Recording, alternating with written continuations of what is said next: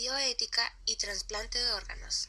Integrantes: Yamilet Pinto, Carolina Ulloa. Docente: Daniel Villegas. Un trasplante es sustituir un órgano o tejido enfermo por otro que funcione adecuadamente. Hoy en día constituye una técnica médica muy desarrollada que logra magníficos resultados para los receptores. No obstante, necesita obligatoriamente de donantes. ¿Qué es un trasplante de órganos? Consiste en trasladar un órgano, tejido o un conjunto de células de una persona a otra, en este caso sería el donante y el receptor, o bien de una parte del cuerpo o otra en un mismo paciente. Existen muchas razones por las cuales un paciente debe someterse a un trasplante. Sin embargo, una de las razones más comunes es tratar de reemplazar algún órgano o tejido enfermo o lesionado, sustituirlo por uno sano. Para donar un órgano no necesariamente debe ser una persona con vida. Si una persona donadora sufre muerte cerebral, sus órganos pueden ser conservados por medio de diversos métodos con la intención de que su funcionamiento no se vea afectado y sea de utilidad para otro paciente que lo requiera. Bioética en trasplantes de órganos. Los aspectos de orden bioética han tenido una relevancia particular desde los inicios, principalmente en la definición de criterios de muerte y en las condiciones óptimas para la realización de los trasplantes. Esta problemática sigue siendo un foco de atención universal, principalmente en lo referente a equidad en el acceso de trasplante, criterios de asignación de órganos de donante fallecido, seguridad en el donante vivo, riesgo de práctica de comercialización, acceso equitativo a fármacos inmunopresores de alta calidad y legislación sobre trasplante de órganos. Los trasplantes de órganos han venido a formar parte cada vez en mayor grado del armamentario terapéutico para una gran cantidad de enfermedades otrora considerados terminales. Ello genera la necesidad de asegurar que los enfermos tengan un acceso oportuno y equitativo a la atención médica y también acceso a tratamientos de médicos que suponen costes sumamente elevados.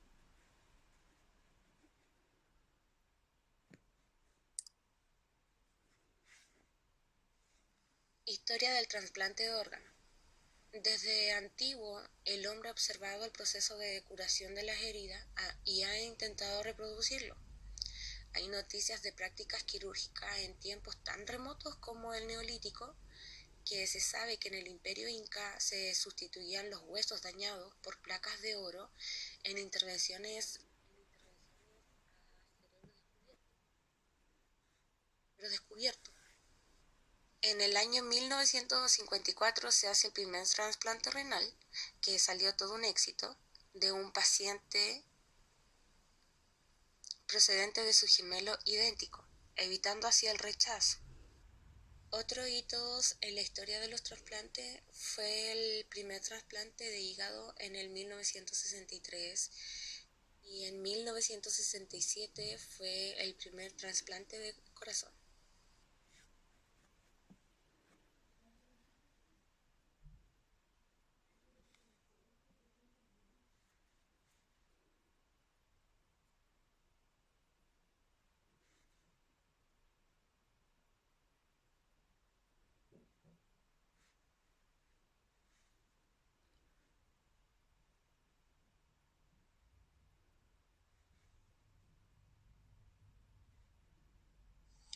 Visión en el ámbito religioso.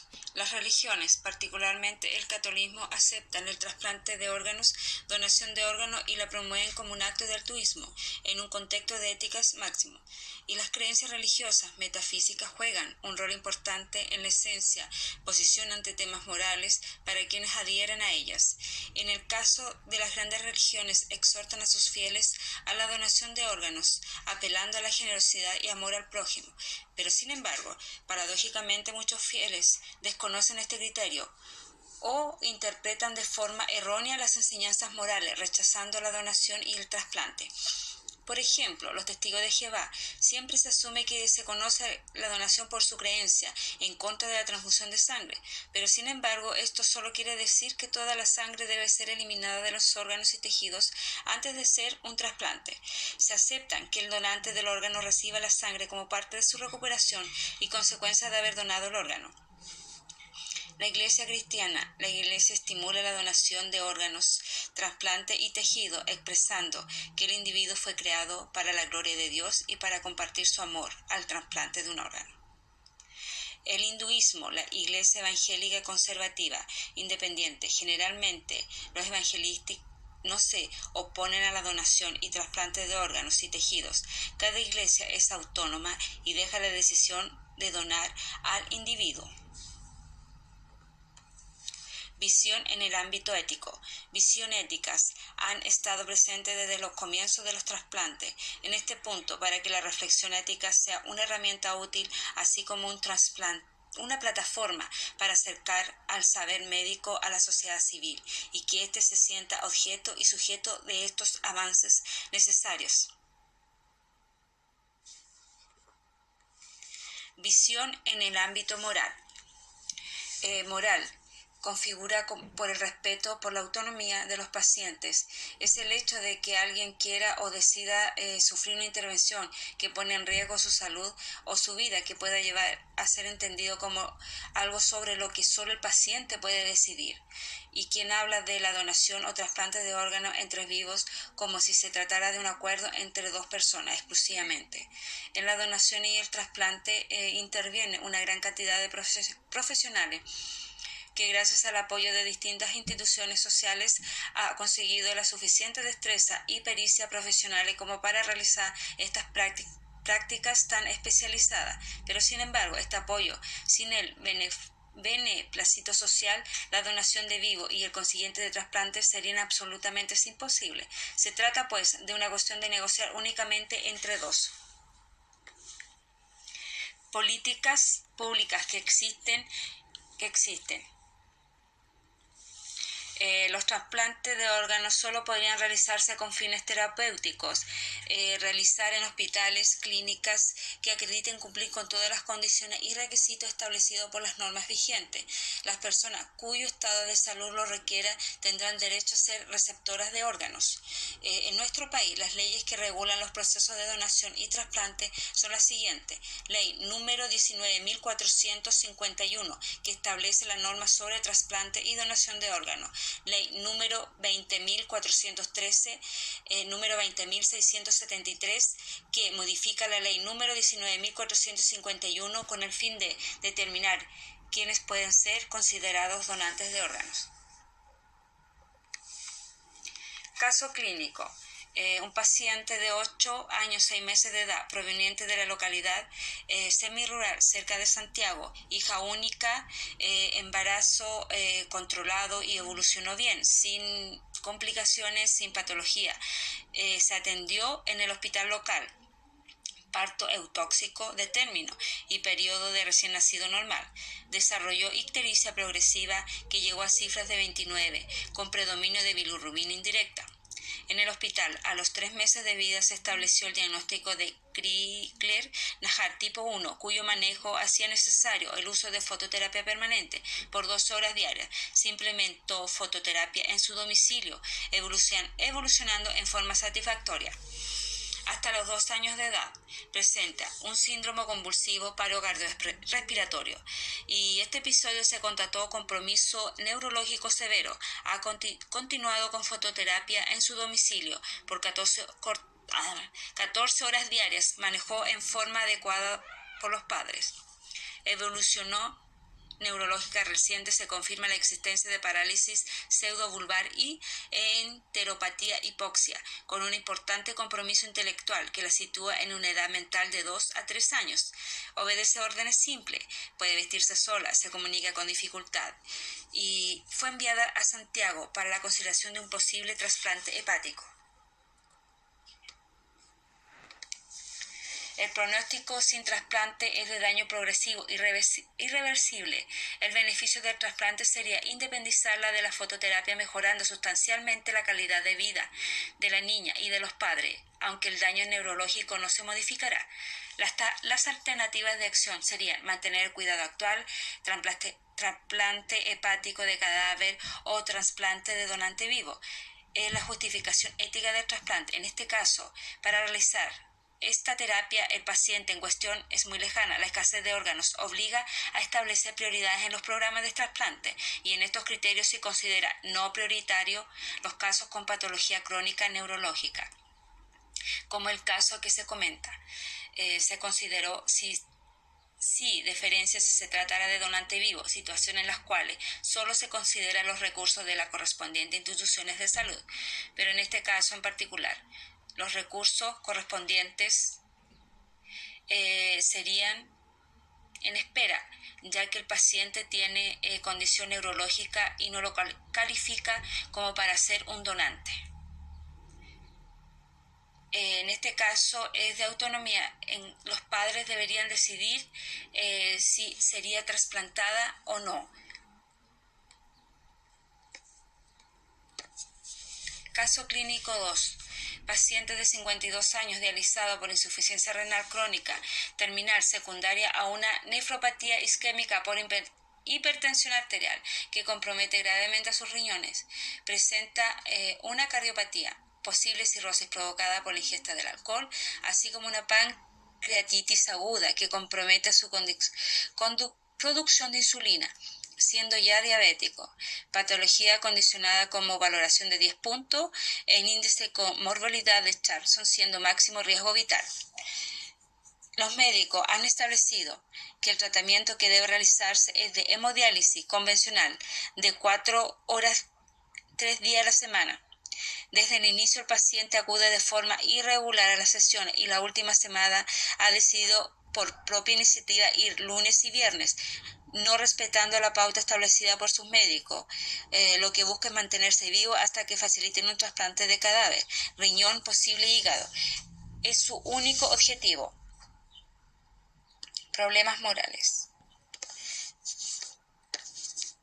Aceptación de diálisis a la carta sin respetar los procedimientos establecidos para el tratamiento del paciente renal, principio de autonomía. Decisión del caso. Negociar sobre los horarios y su estilo de vida si quiere optar al trasplante, proporcionar su tratamiento a otro paciente que lo cumpla, sin posibilidad de trasplante, continuar con el tratamiento como hasta ahora, y en cuanto podamos realizar el trasplante, autonomía, seguiremos la diálisis, pero no estará lista de trasplante. Justicia. La fecha de miércoles será cambiada a otra persona que vaya todos los días establecidos a las sesiones de hemodiálisis, que deje el alcohol por completo.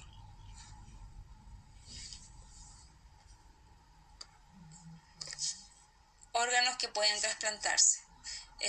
Órganos: corazón, riñón, hígado, intestino, pulmón, páncreas. Tejido: corazón, piel, médula ósea, córnea, hueso. Tipos de donantes o clases de donantes. Donante vivo.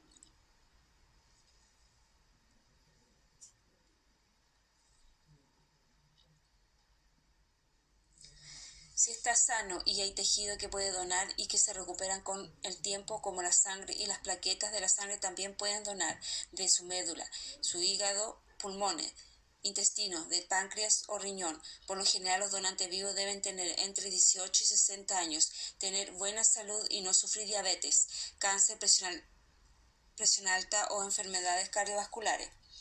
Donantes después de la muerte.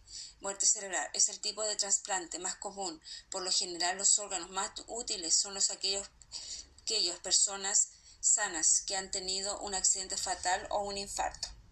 En estos casos, se debe certificar la muerte cerebral y remover los órganos y tejidos a través de un procedimiento quirúrgico. Los órganos deben ser implantados al paciente que lo necesita en un plazo no mayor a 72 horas. Los tejidos pueden ser guardados y preservados.